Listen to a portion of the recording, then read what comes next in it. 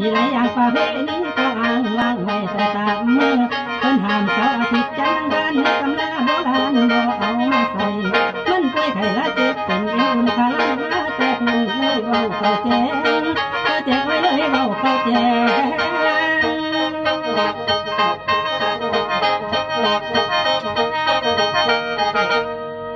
บอกแจ้งแจ้งมือดีแม่นวันพุธ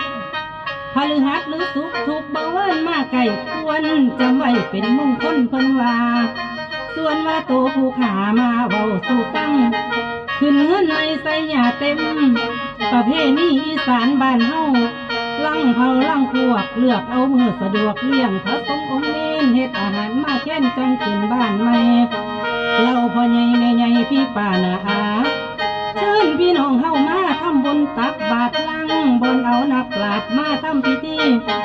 ส่วนพระสงฆ์บ่มีขึ้นแบบง่ายง่ายมีแต่ไปหมอพอกหมอพามและพระสงฆ์ลูกงามปางนั่งสมาธิอย่าลืมไปหาลิเอาใบคุณพระพุทธรูปงามพระพุทธรูปงามเขาเอาพุทธรูปงามปางนั่งสมาธินี่ขึ้นแบบง่ายง่ายนี่จะไปหมดเขานักปราชญ์มาทำพิธีส่วนพระสงฆ์บ่มีขึ้นแบบง่ายง่ายนี่จะไปหมอพอกหมอพามและพระสงฆ์ลูกงามปางนัง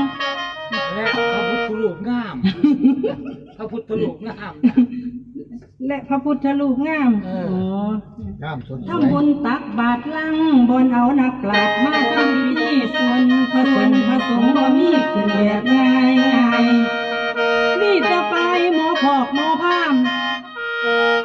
และพระพุทธรูปงามทางนั่งสมาธิอย่างเอาพระพุทธรูปงามปางนั่งสมาธิพระพุทธรูปงามปางนั่งสมาธิเอาพระพุทธรูปงามพระพุทธรูปเอาพระพุทธรูปงามปางนั่งสมาธิอ๋อค่ะเอาพระพุทธรูปงามอาณา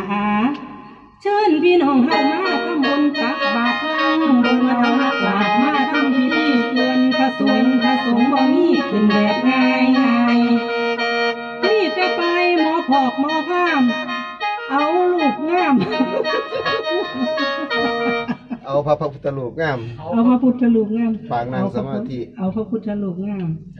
ปางนั่งสมาธิส่วนพระสงฆ์บ่มีขึ้นแบบง่ายง่ายนี่จะไปหมอพอกหมอพามเอาพระพุทธรูปเอาพระพุทธรูปงามเอาพระพุทธรูปงามปางนั่งสมาธินี่ขึ้นแบบง่ายง่ายมีแต่ไฟหมอพอกหมอพามและโอ้ยบ่ได้ดอกอาจารย์ต้องไปเขียนเอามาเขียนสีขาหมอพอกหมอพามเอาหมอพอกหมอพาม